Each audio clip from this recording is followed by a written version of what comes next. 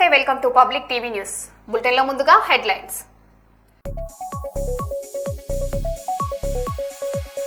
Fee reimbursement డిమాండ్తో minister quarters ముట్టడికి యత్నం. ఆందోళనకారులను అదుపులోకి తీసుకున్న పోలీసులు.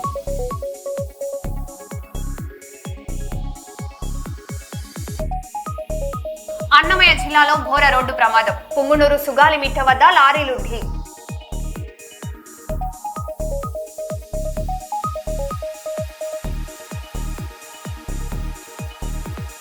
ములుగు జిల్లాకు ఔటర్ రింగ్ రోడ్, మంత్రి సీతక్క ప్రకటన.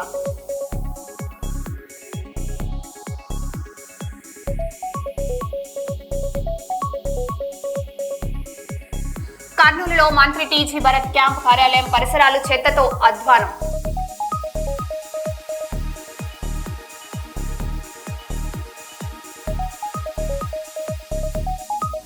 హైదరాబాద్ లో ఓయో రూమ్స్ పై ఆకస్మిక తనిఖీలు చేసిన సిపి సజ్జన.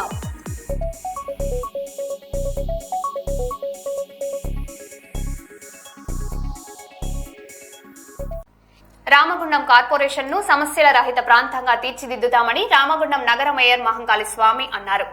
వార్డు సందర్శనలో భాగంగా శనివారం ద్వారకా నగర్ 56వ డివిజన్లలో పర్యటించారు. ఈ సందర్భంగా డిప్యూటీ మేయర్ పాతపల్లి ఎల్లయ్యతో పాటు మేయర్ మాట్లాడారు.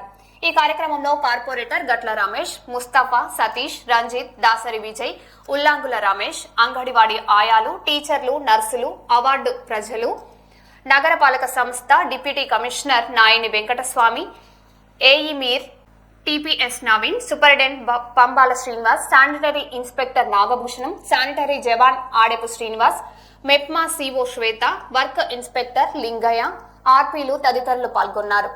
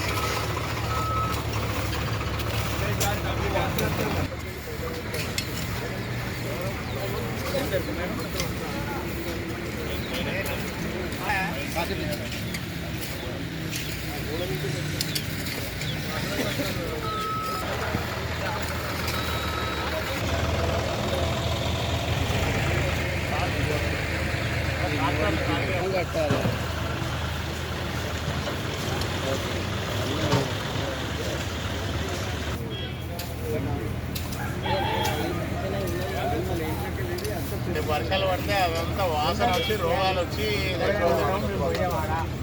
మేము పోసిన వాడికి అదే మేము గిట్ట పోసినాము. మరి నువ్వే పోసి మళ్ళీ నువ్వే ఎట్లా? స్వచ్ఛ రామగుండంలో భాగంగా ఈరోజు 56th డివిజన్ సోదరిమణి కొమ్ము స్వప్న వేణుగారి డివిజన్లో ఈరోజు కార్యక్రమం చేపట్టడం జరిగింది. గౌరవ సోదరులు పాతిపల్లి ఎల్లన్న గారు, దాదాపుగా కార్పొరేటర్లు ఒక 10 మంది, మా టౌన్ ప్లానింగ్ సిబ్బంది, శానిటేషన్ సిబ్బంది కూడా పూర్తిగా ఇక్కడికి రావడం జరిగింది. ఈ డివిజన్లో తిరుగుతూ ఉంటే ఇక్కడ ఉన్న అక్కా చెల్లెళ్ళందరూ కూడా ఈరోజు మాట్లాడడం జరుగుతూ ఉన్నది. గత 20 సంవత్సరాల నుంచి ఈ ప్రాంతానికి ఏ నాయకుడు వచ్చిన పాపాన పోలేదు, ఇక్కడ పరిస్థితులను పట్టించుకున్న పాపాన పోలేదు.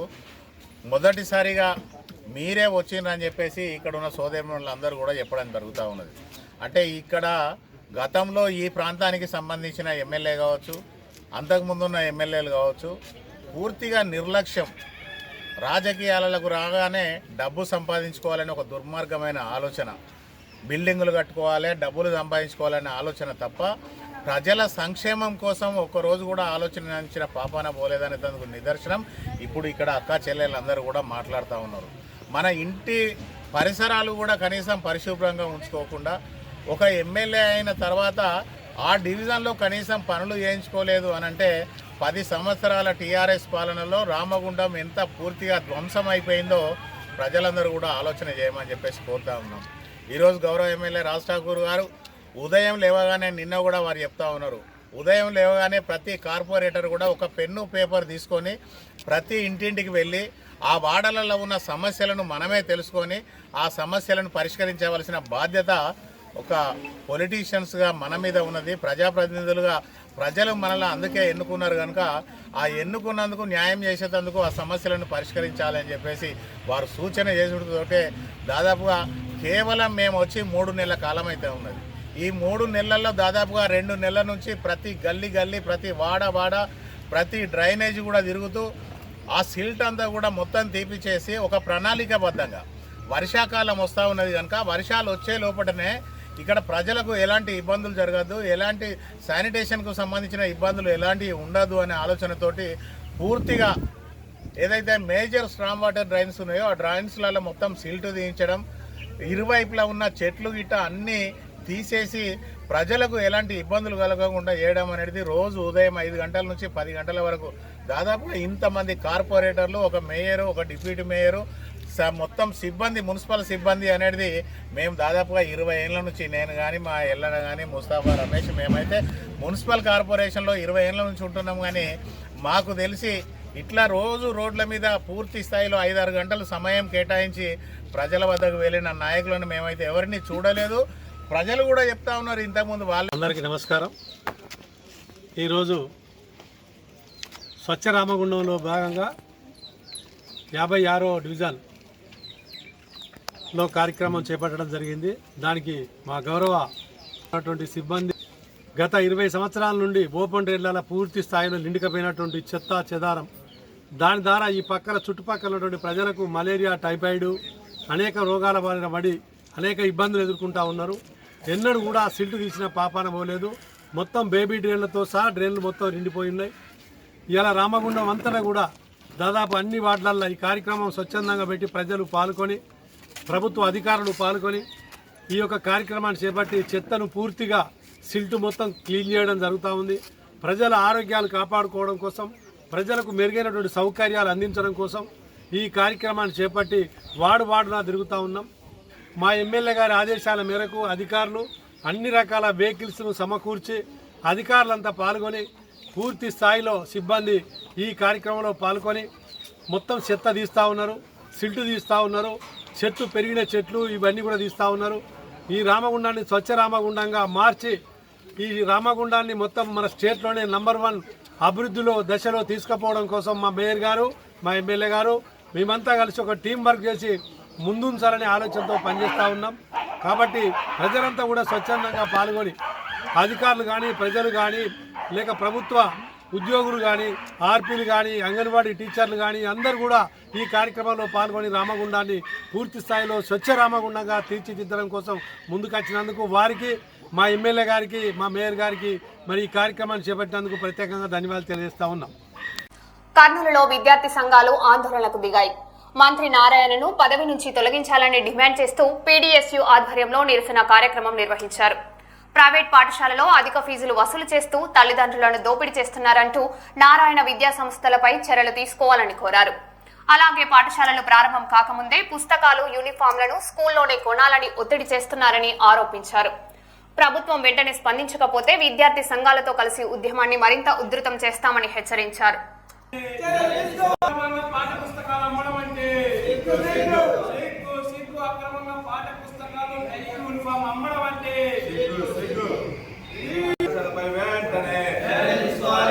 అడ్మిషన్ చేస్తున్నటువంటి నారాయణ పాఠశాలపై వెంటనే చర్యలు తీసుకోవాలి. అక్రమంగా అడ్మిషన్ చేస్తున్నటువంటి నారాయణ పాఠశాలపై వెంటనే క్రిమినల్ కేసు నమోదు చేయాలి. నారాయణ కళాశాల జీఎంపై వెంటనే చర్యలు తీసుకోవాలి. నారాయణ పదవి నుంచి వెంటనే చేయాలి. మంత్రి నారాయణ పదవి నుంచి వెంటనే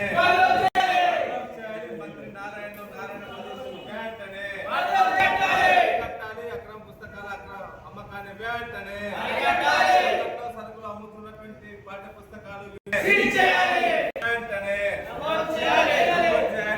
పాఠశాల జీఎంపై వెంటనే చేయాలి. మంత్రి నారాయణ పదవి నుంచి వెంటనే నారాయణ పాఠశాలకు వెంటనే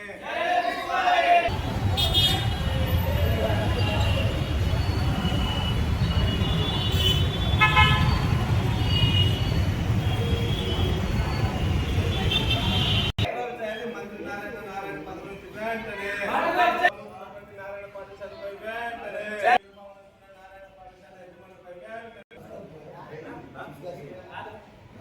పాఠశాల యజమానంపై వెంటనే అక్రమంగా పాఠ్య పుస్తకాలు యూనిఫామ్ అమ్ముతున్నటువంటి నారాయణ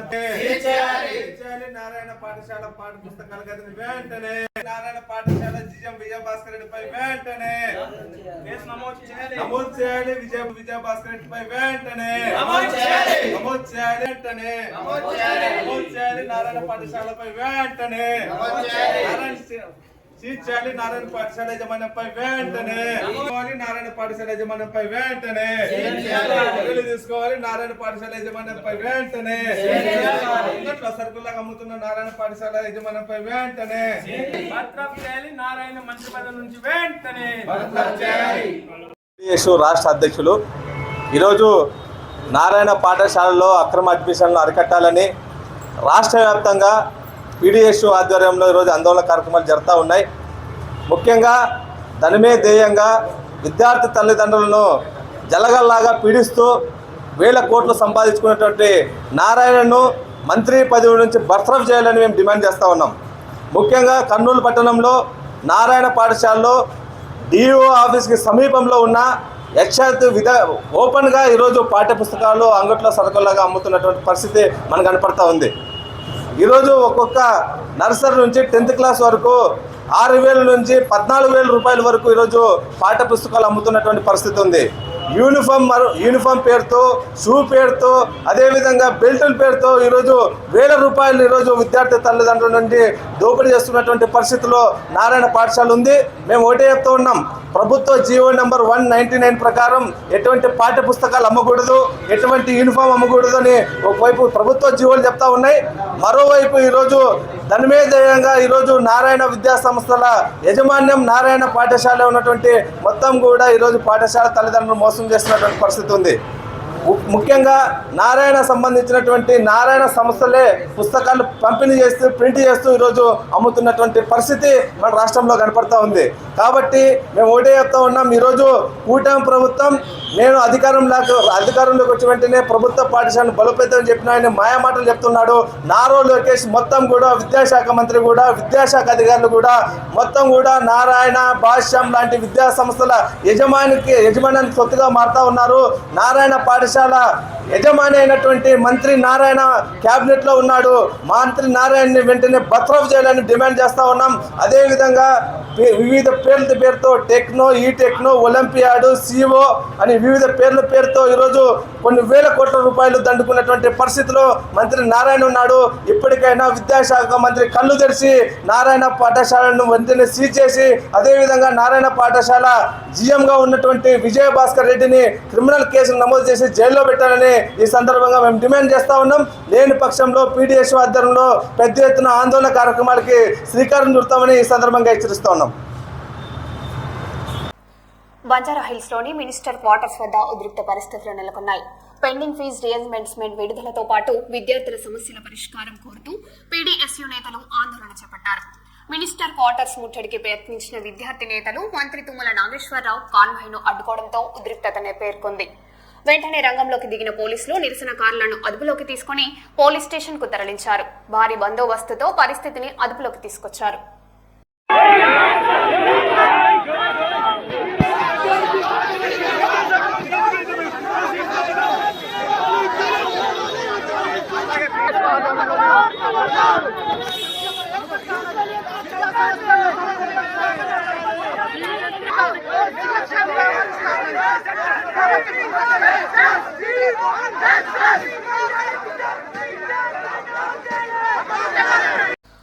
అన్నమయ్య జిల్లాలో ఘోర రోడ్డు ప్రమాదం జరిగింది. ముంబై టు చెన్నై జాతీయ రహదారి పొంగునూరు మండలం సుగాలిమిట్టపై శుక్రవారం రాత్రి 2 లారీలు ఎదురెదురుగా ఢీకొని దగ్ధమయ్యాయి.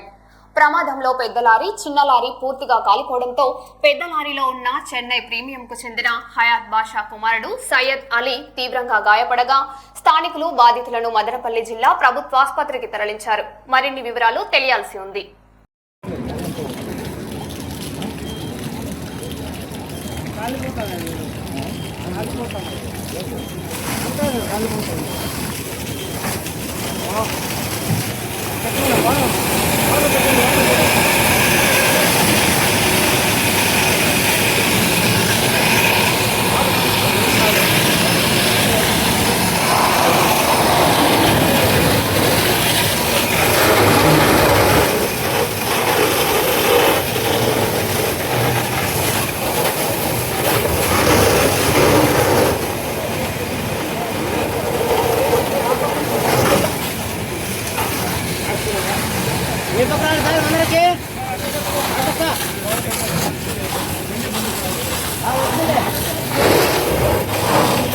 హైదరాబాద్ అంబర్పేట్ పోలీస్ స్టేషన్ పరిధిలోని గోల్నాక అశోక ఫంక్షన్ హాల్లో మొబైల్ ఫోన్ చోరీ ఘటన చోటు చేసుకుంది. ఫంక్షన్ హాల్లో పనిచేసే ఓ మహిళ నిద్రిస్తున్న సమయంలో బయట నుంచి వచ్చిన గుర్తు తెలియని వ్యక్తి మొబైల్ ఫోన్ ను అపహరించి పరారయ్యాడు. ఈ ఘటన అక్కడ ఏర్పాటు చేసిన సీసీటీవీ కెమెరాలో రికార్డైంది. బాధితుల ఫిర్యాదు మేరకు అంబర్పేట్ పోలీసులు కేసు నమోదు చేసి దర్యాప్తు చేపట్టారు.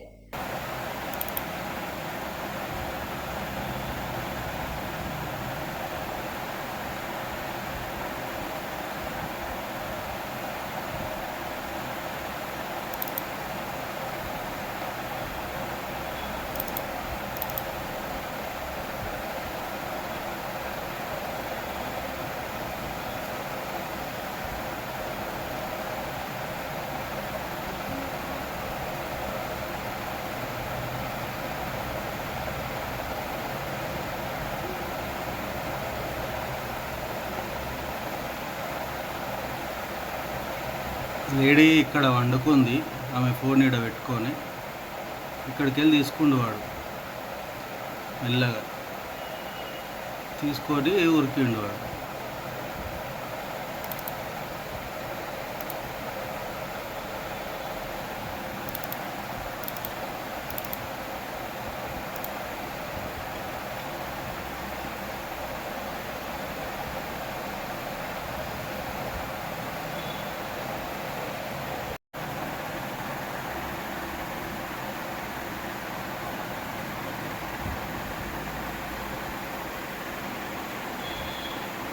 క్యాన్సర్ ను ముందుగానే గుర్తించి సరైన చికిత్స తీసుకుంటే పూర్తిగా నయం చేయవచ్చని వైద్య నిపుణులు సూచిస్తున్నారు.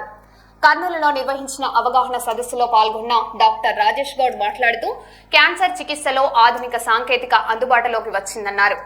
Robotic surgery, fluorescence guided surgery వంటి టెక్నాలజీలతో క్లిష్టమైన ఆపరేషన్లను సైతం సమర్థవంతంగా నిర్వహిస్తున్నట్లు తెలిపారు. ముఖ్యంగా గర్భాశయ, అండాశయ క్యాన్సర్ చికిత్సలో రోబోటిక్ శస్త్రచికిత్స మంచి ఫలితాలు ఇస్తుందని వెల్లడించారు. అందరికీ నమస్కారం. ముందుగా సారీ లేట్ అయింది కొంచెం ట్రాఫిక్. సో నేను డాక్టర్ రాజేష్. అందరికీ నమస్కారం. నేను doctor Rajesh Goud, senior surgical oncologist, Yashoda hospital, hitech city నుంచి. సో గత 20 ఏళ్ల నుంచి క్యాన్సర్ వైద్యం చేస్తుంటాను నేను. సో లాస్ట్ 10 years లో క్యాన్సర్ చికిత్సలో చాలా మార్పులు వచ్చాయి. సో ముందుట్లాగా క్యాన్సర్ సర్జరీ అని అంటే చాలా major surgery plus life long ఆయనకి క్యాన్సర్ పేషెంటే అనే ఒక గుర్తులాగా ఉండిపోయేది అనమాట. కానీ ఇప్పుడున్న టెక్నాలజీ వల్ల అండ్ ఇప్పుడున్న అడ్వాన్స్డ్ అండర్స్టాండింగ్ అంటే క్యాన్సర్ గురించి ఎక్కువ అవగాహన వల్ల ఏమవుతుందంటే రీసెంట్ అడ్వాన్సెస్ చాలా వచ్చాయి. లైక్ ఫ్లోరోస్కోపీ గైడెడ్ సర్జరీ అని, రోబోటిక్ విధానం అని. సో దీంట్లో ఏంటి అని అంటే మెయిన్ గా క్యాన్సర్ ని రిమూవ్ చేయడంతో పాటు క్వాలిటీ ఆఫ్ లైఫ్ బాగుంటుంది అనమాట. పర్టికులర్ ఇప్పుడు రోబోటిక్ సర్జరీ అనుకోండి, రోబోటిక్ సర్జరీ అంటే అందరికీ అపోహ ఏంటంటే రోబో చేస్తుందేమో అని. అలా ఉండదు. రోబోటిక్ సర్జరీ అనేది ఏంటంటే రోబో ఉపయోగించుకొని మేము ప్రిసైజ్ గా సర్జరీ చేస్తాం అనమాట. అంటే ఆ రోబోటిక్ ఇన్స్ట్రుమెంట్స్ ఎలా అంటే 3-dimensional విజన్ ఉంటుంది అండ్ మ్యాగ్నిఫికేషన్ ఉంటుంది అండ్ బ్రిస్టెడ్ ఇన్స్ట్రుమెంట్స్ లాగా అంటే మనం పొట్ట పైన చిన్న 8 mm హోల్ చేసి దాంట్లో రోబోటిక్ ఇన్స్ట్రుమెంట్స్ పంపిస్తాం. యాజ్ ఇఫ్ మన హ్యాండ్ లోపల పెట్టినట్టుగా కంప్లీట్ గా 360 degrees ఆఫ్ ఫ్రీడమ్ ఉంటుంది. అలా చేయడం వల్ల మ్యాగ్నిఫికేషన్ వల్ల మనం టిష్యూని ట్యూమర్ ని కరెక్ట్ గా ఐడెంటిఫై చేయగలుగుతాం. అలా చేసినప్పుడు ఏమవుతుందంటే ట్యూమర్ ని ప్రిసైజ్ గా రిమూవ్ చేయడంతో పాటు సరౌండింగ్ డ్యామేజ్ ఎక్కువగా ఉండదు. అలా ఉండకపోవడం వల్ల ఏమవుతుందంటే పేషెంట్ కి రికవరీ చాలా ఫాస్ట్ గా ఉంటుంది అండ్ క్వాలిటీ ఆఫ్ లైఫ్ బాగుంటుంది అనమాట. సో ఈ టెక్నాలజీ వల్ల ఏంటంటే ఇంతకు ముందు లాగా 4 రోజులు 5 రోజులు హాస్పిటల్ అడ్మిషన్ అవసరం ఉండదు. ఒక్క రోజులో అంటే ఈ రోజు సర్జరీ చేస్తే రేపటికల్లా ఇంటికి పంపించేస్తాం. అండ్ మేజర్ బ్లడ్ ట్రాన్స్ఫ్యూజన్స్ కానీ ఇలా ఎక్కువ అవసరం పడదు. అలాగే మెయిన్ గా గైనిక్ క్యాన్సర్స్ అంటే ఆడవాళ్ళ క్యాన్సర్స్, యూట్రైన్ క్యాన్సర్స్ కానీ, సర్వైకల్ క్యాన్సర్స్, ఓవేరియన్ క్యాన్సర్స్ లో ఏంటి అని అంటే లింఫ్ నోడ్ డిసెక్షన్ కానీ, రాడికల్ హిస్టెక్టమీస్ కానీ చిన్న హోల్ 8 mm హోల్ తో చేయడం కుదురుతుంది. కాబట్టి మార్నింగ్ చేస్తే నెక్స్ట్ డే మార్నింగ్ కల్లా వాళ్ళ ఇంటికి వెళ్ళిపోవచ్చు. అండ్ విత్ ఇన్ 5 days లో వాళ్ళ యాక్టివిటీస్ లో కూడా వెళ్ళిపోవచ్చు. వాళ్ళు ఏ పని ఉంటే ఆ పనిలోకి వెళ్ళిపోవచ్చు. అలాగే కోలోరెక్టల్ క్యాన్సర్స్ లో ఏంటంటే ఇంతకు ముందులా పర్మనెంట్ కొలాస్టమీ అంటే ఒకసారి రెక్టల్ క్యాన్సర్ వచ్చిందంటే పేగు బయటకు పెట్టి లైఫ్ లాంగ్ మోషన్ పోవాల్సిన అవసరం ఉండేది. బట్ ఇప్పుడున్న టెక్నాలజీస్ ఏంటంటే ట్యూమర్ ని ఎక్కడ ఉంది కరెక్ట్ గా రికగ్నైజ్ చేయడంతో పాటు దీంట్లో ఏంటంటే స్టేప్లింగ్ డివైజెస్ అనేది ఆర్టిఫిషియల్ ఇంటెలిజెన్స్ తో కూడుకున్నది అనమాట. That is called smart fire technology అంటారు. దాని ద్వారా ఏంటి అని అంటే మనం 2 జాయిన్ చేస్తున్నప్పుడు, పేగులు జాయిన్ చేస్తున్నప్పుడు అది అలారం ఇస్తుంది, ఇది సరిగ్గా థిక్నెస్ ఉందా లేదా అని. దాన్ని బట్టి మిషన్ మారుస్తాం అనమాట. సో జాయిన్ అనేది పర్ఫెక్ట్ గా ఉంటది కాబట్టి లీకేజ్ ఛాన్సెస్ ఉండవు.